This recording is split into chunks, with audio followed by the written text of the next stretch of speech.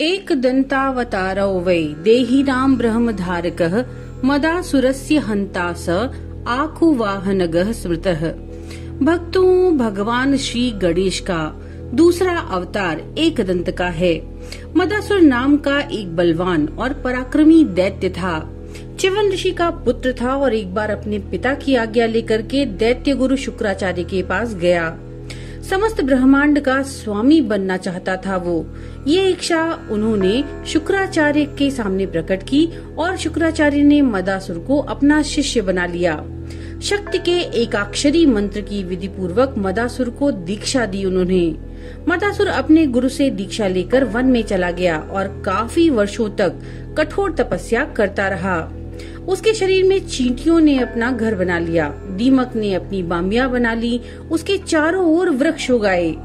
ऐसी तपस्या से माँ शक्ति प्रसन्न हुई और उसे निरोगी रहने और सारे ब्रह्मांड का राज्य प्राप्त करने का वरदान दे दिया। मदासुर ने पहले संपूर्ण धरती पर अपना साम्राज्य स्थापित किया, फिर स्वर्ग पर चढ़ाई की।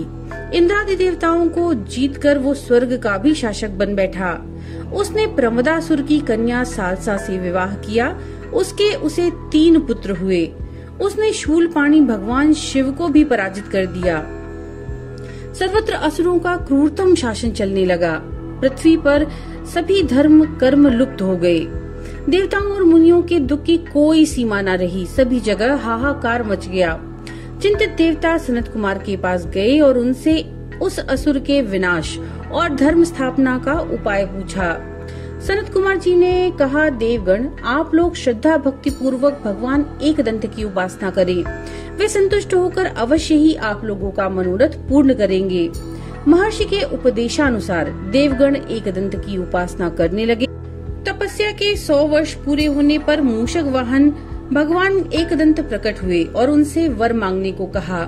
देवताओं ने निवेदन किया, प्रभु, मदासुर के शासन में देवगण स्थान भ्रष्ट और मुनिगण कर्म भ्रष्ट हो गए हैं।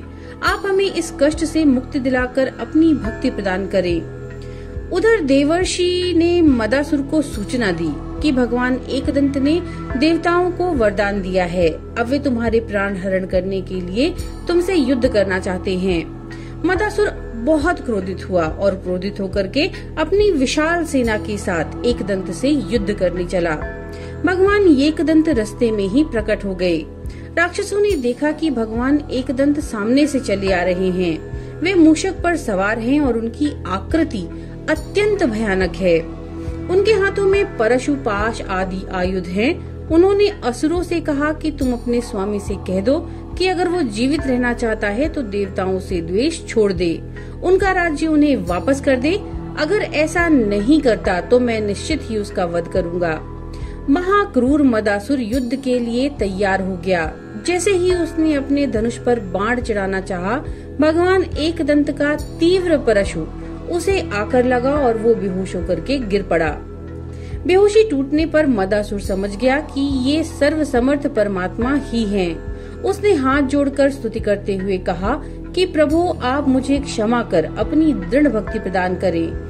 भगवान एकदंत ने प्रसन्न होकर कहा, जहाँ मेरी पूजा आराधना हो वहाँ तुम कभी मत जाना। आज से तुम पाताल में रहोगे। देवता भी प्रसन्न होकर भगवान एकदंत की स्तुति करके अपने लोक को चले गए।